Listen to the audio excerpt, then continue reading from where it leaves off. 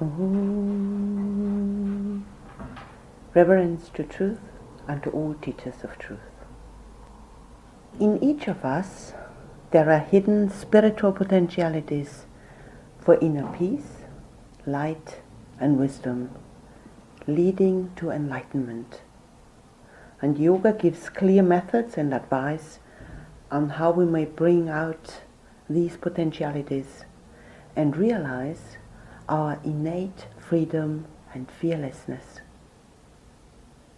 Our true nature is peace, fearlessness and bliss, and we won't be satisfied with life until we are spiritually awake.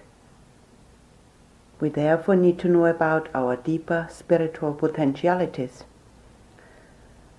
Our latent faculties are so far-reaching that they can only be brought out gradually and through an inner training. This training has stood the test of time and is workable in daily life for those who are serious about it. Such people are likely to enter what is called a spiritual path. The spiritual path gives us a sense of direction and is the means of making continuous progress towards the great goal of life, enlightenment. So what is the path of progress in yoga? It is the path from bondage to freedom, from anxiety to serenity, from insecurity to fearlessness, from darkness to light.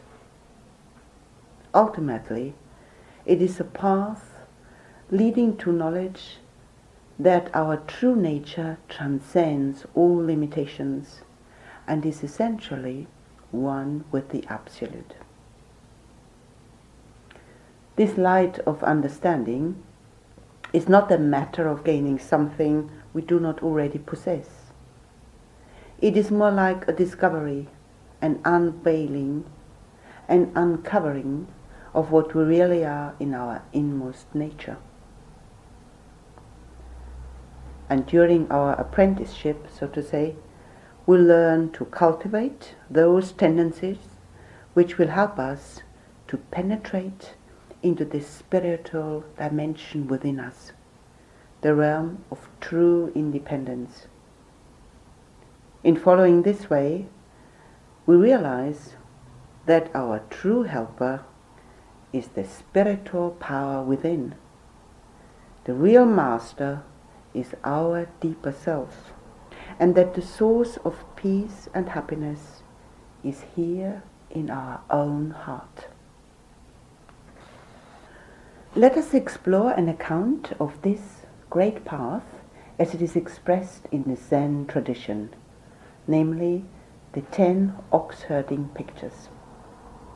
There are different versions of these pictures, and we will using and displaying those painted by the Chinese master Kakuan, who lived in the 12th century AD.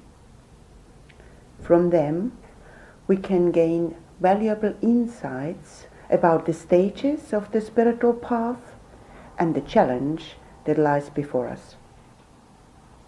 Traditionally known as the ox herding pictures, the animal in question behaves more like a bull than a mild-mannered ox, as will soon become evident. So in common with many Zen accounts, we shall refer to it as a bull. The first picture shows a young man standing in the midst of a scenic Chinese landscape, and he's looking for something. He looks to one side, and we have the feeling that he has been looking in all directions for something. The picture is called The Search for the Bull. It symbolizes the beginning of the spiritual quest, when we seriously ask ourselves, what is the real cause of my restlessness? This represents a turning point in our life. What leads to this turning point is the feeling that the usual distractions in which we take refuge seem to lead nowhere and bring no lasting enrichment to our life, despite all the time and effort we put into them. Yet we have the feeling that our life should be moving in a definite direction. But where and how? The answer seems to be hidden. Just as in the picture, the man does not know exactly what he's looking for or what he is meant to be doing. Then why search? Because intuitively we know there is something to be found which will bring fulfillment.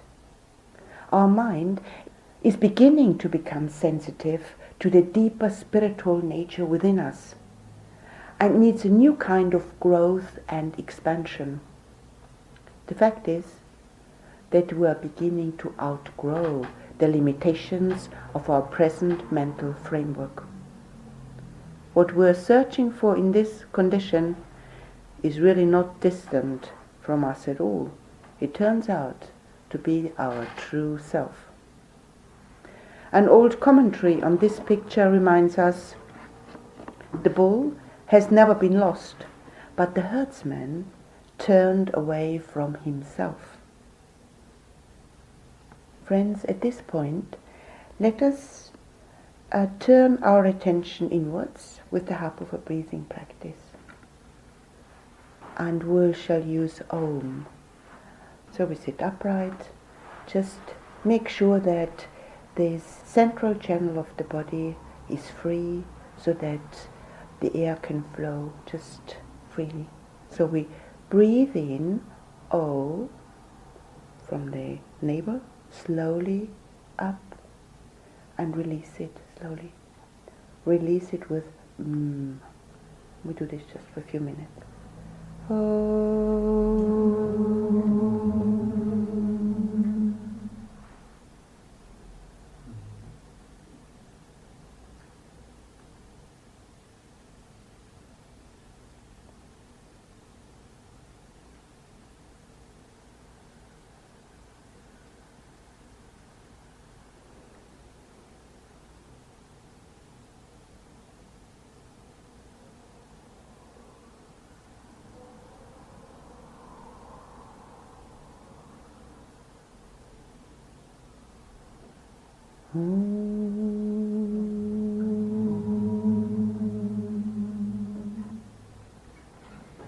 In the next picture, something has caught the herdsman's attention. He has noticed a track. Now he knows which direction he must turn in order to find out more. Translating this picture into our own situation, this sudden change can happen through the impact of some teaching that strikes us with its relevance to our personal position and throws light on something deeper within us. At this crucial stage, inner decisions are being made and expressed in the form, I must go further into this. It's important and may lead me in the right direction. We welcome information that helps us to follow these traces and make sense of our situation. Sooner or later, we will become active investigators, and in due time, our attention will be drawn to the radical idea that the source of peace is our true self. We shall learn that the cause of our frustration is our own mind in its unenlightened state, and we shall seek further guidance on how we can adjust our inner and outer life, so that we may transcend our apparent limitations and go free. In this picture, there is a breakthrough. It's entitled Seeing the Bull. The herdsman has been giving his attention to the traces, the signs of a track. Now for the first time, the bull comes into view. It is not seen fully, nor for long, but it has been seen. Seeing the bull means for the first time looking in a new way at our own mental activity. We begin to realize that far more than outer happenings, It is our own moods and emotions that are influencing our sense of freedom or bondage, expansion or restriction. These are only glimpses, and we don't see the problem clearly, nor do we yet know what to do about it. All the same, this first real peep into our own inner world is an essential stage in self-knowledge. In daily life, we often tend to feel that it is other people who are restricting us. The yogic insight is, no. The root cause of all restriction is my own mental activity and lack of insight. If we can accept this, we are ready to begin the training of the mind. This training, if properly carried out, will not only bring us growing insight, but will open the way to the treasury of spiritual peace at the heart of our being. Before pondering the next picture, let us reflect briefly on what is going on. There is a bull, we have seen it. And now a choice has to be made. Do I really need to catch and tame this bull? After all, it's going to be rather demanding. And do I really need to change? Do I want to change? Catching the bull. A positive decision has been made. Yes, I must deal with this problem, which turns out to be the problem of the untrained and unenlightened mind. More specifically, the problem is how to convert the mind from its present state of restlessness and agitation to the condition of spiritual peace that I have heard about. This problem will not go away, yet time is flashing by and I have no peace, no real direction. Something must be done. Well, let us suppose that we have made the great decision. Yes, I will catch this bull. I will learn how to train and spiritualize my mind. We have accepted the challenge, which is the ultimate challenge of life. Now, as you see in the picture, don't expect a smooth run. Don't expect the bull to yield to your lasso without a struggle. There's bound to be resistance. But why is the bull furious? Simply because it is a creature of habit. It is deeply attached to the old ways and fears the unknown. But the true welfare of the mind, which the bull represents, only comes to light when we create peace and harmony within ourselves. It is then that the mind becomes a revealer of the infinite and immortal spiritual knowledge that underlies it. Friends, let us do another little practice. Let us help our mind to find rest in that higher spiritual principle, pure being, by placing it, as it were, in light and stillness for a minute or two.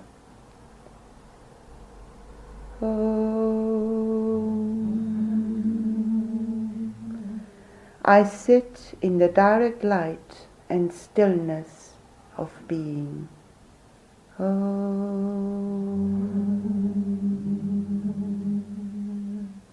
I sit in the direct light and stillness of being.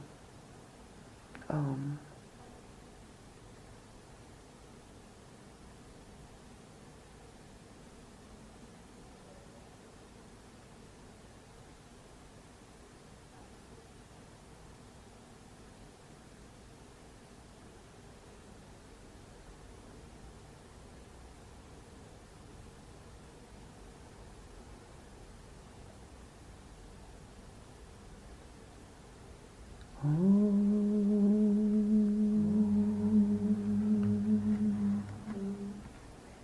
The next picture is called Taming the Bull. This picture shows a definite advance. The bull is on the way to becoming domesticated, that is, tamed. It is following the herdsman, who is leading him by the nose ring. Note that the herdsman is still holding the rope, and it is not a long rope. In other words, the bull is being carefully controlled, but is no longer resisting this control. He seems to be falling in with it quite naturally and even contentedly. But we must not forget the short lead. It symbolizes our need to guide the mind with alertness and care until the destination is reached. The apparent contentment of the bull suggests relief that the mind has at last found a purpose and a goal. It is now being fed with the right food and does not need to be restless or in the dark anymore. The way of light and peace is open to it. What exactly is this spiritual training and what is its purpose? The purpose of training is to shift the mastery of the personality from the mind to the true self which underlies it, and which is the spirit of man. The true position is that the self is the inner ruler of the personality, the power behind the mind. Our training restores the mind to its true status as an instrument of the supreme spiritual power behind it. The mind is meant to be a clear channel through which the divine power and peace may flow unobstructed. This crucial leverage over the mind is symbolized by the rope fixed to the bull's nose ring. So the picture taming the bull denotes real progress, chiefly through making a spiritual use of the will. Returning home on the back of the bull. In this picture, the herdsman is calmly and joyfully riding on the back of the bull. He is no longer holding the bull, either with a rope or with reins. His hands are free and he is playing the flute. This picture symbolizes the deep change which has taken place in the mind. And in yogic terms, the main expression of the mind has now become sattvic, a Sanskrit word suggestive of peace, harmony, and a happiness that springs from within oneself and not from externals. At this stage, the pupil may well feel that he has done what he set out to do. After long application and dedication, perseverance and loyalty to the path, his mind is thoroughly improved and well controlled. But this is not the end of the journey, and there are dangers lurking in this condition. The great goal of self-realization must not be forgotten or taken for granted. The path to self-knowledge is a path leading to knowledge that our true nature transcends all limitations and is essentially one with the Absolute. So we must go on and penetrate this truth until we realize our identity with it. The advice is, do not rest satisfied with the limited peace which comes to the mind. Pursue the quest until the self is realized in its true nature. And be ready to let go of all limited ideas about yourself, even such sentiments as, I am established on my spiritual path, I am a servant of truth, I am dedicated to the good of others, to the good of all, I am a devotee. These are all mental ideas centering on our individuality, and the highest truth, our spiritual destiny, transcends all conditions. Now our herdsman pilgrim is ready to take a further step. The bull forgotten, the herdsman remains. The main thing about this picture is that the bull is forgotten. Before now it was not forgotten. What does this mean? For a long time our efforts are concentrated on trying to create in the mind spiritual conditions. As this progress continues, inner changes take place in the form of expansion of consciousness. A deeper phase of our nature comes into view, revealing something of the spiritual power at the heart of our being. Slowly but surely, the pupil loses his preoccupation with his own mind and its imagined virtues or imperfections. What now claims our attention and interest is the development going on at the center of our being, which can be indicated by the term spiritual experience. We now know that the way forward is through attentive silence and focused attention on our divine center, which is one with the Supreme. Thus, we follow the path of devotion knowledge. The grace of a higher understanding is closer than we might imagine. It is an inner revelation of non-duality and is revealed as a consequence of the cultivation of the highest ideal of spiritual living. Prepared in this way, the sense of limited individuality associated with the word I dissolves, and all restrictions of consciousness fall away. In an instant, the truth is revealed. This realization of non-duality is the experience of the sages. Bull and man, both gone out of sight. This picture suggests that the herdsman has come to the end of his journey. It is an image of empty space and indicates the transcendental nature of spiritual truth, which is beyond the range of speech and thought.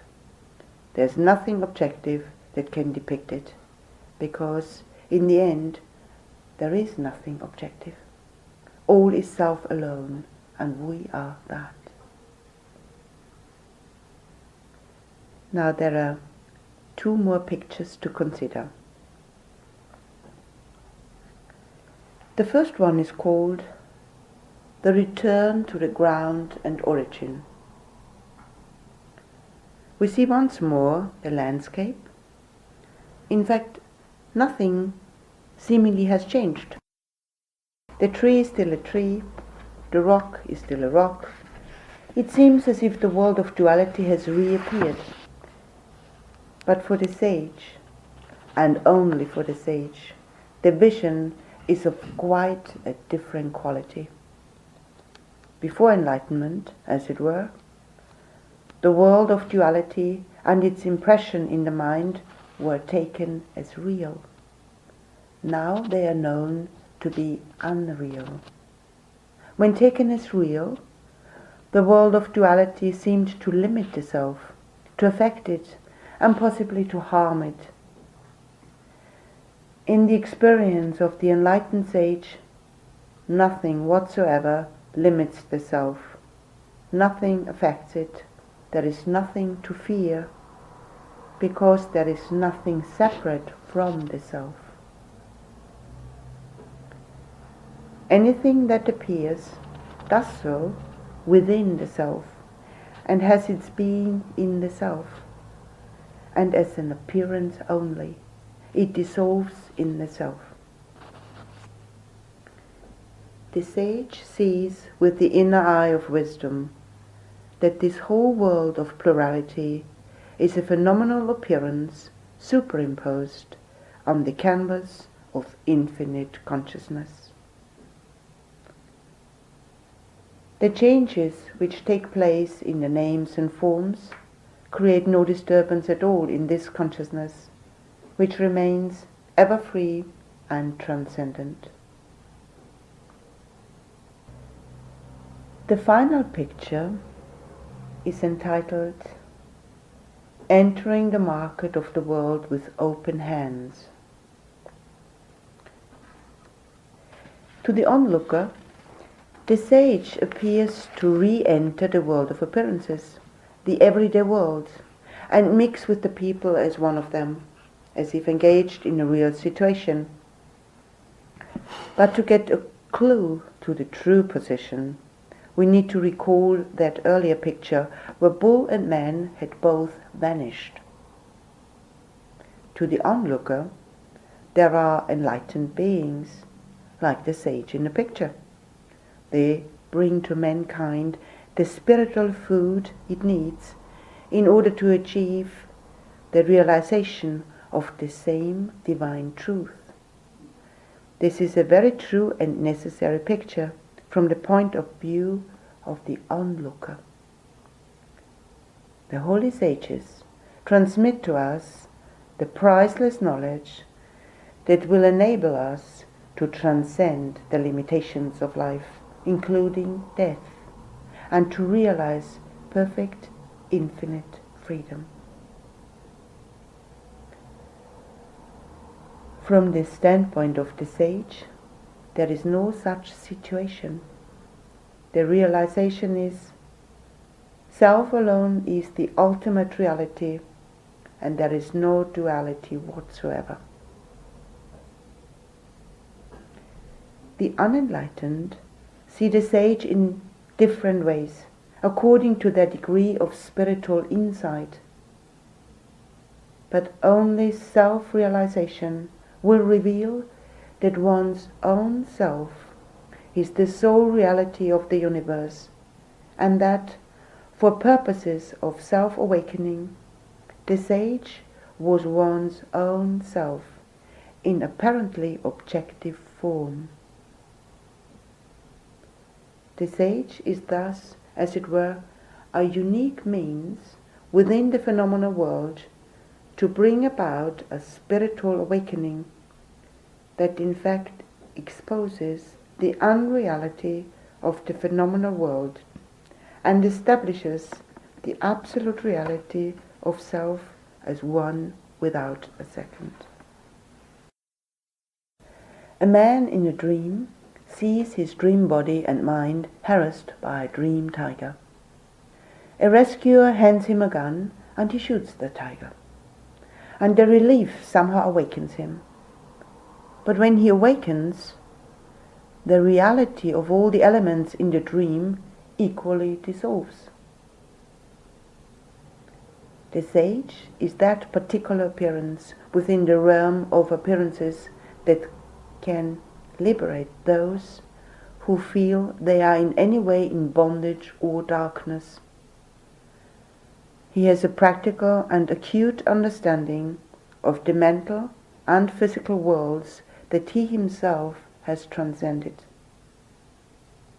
There is a definite way to transcend the bondage, to dissipate this darkness, and the sage is to be resorted to and his teachings cherished as the way to freedom and light. This enlightenment exposes the illusory nature of all duality and brings to light the eternal fact of non-duality. The true sage is not identified with any phase of the world appearance, nor with any role within it. Such a role is assigned to him by others. To the unenlightened onlooker, the sage appears as in a picture, to enter the marketplace of the world, with precious spiritual gifts to offer to the people. But in himself, he is infinitude and transcendence itself. And that self of the sage is not different from the self of the seeker. This identity, which has its root in non-duality, will be revealed Once our false ideas have been dissipated, it is then that we realize directly that the fulfillment we have been seeking is the fully revealed nature of our innermost self, and that we have never been anything other than that. Om.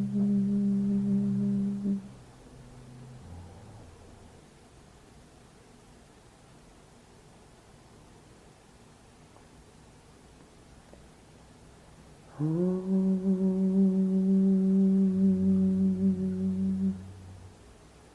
Thank you.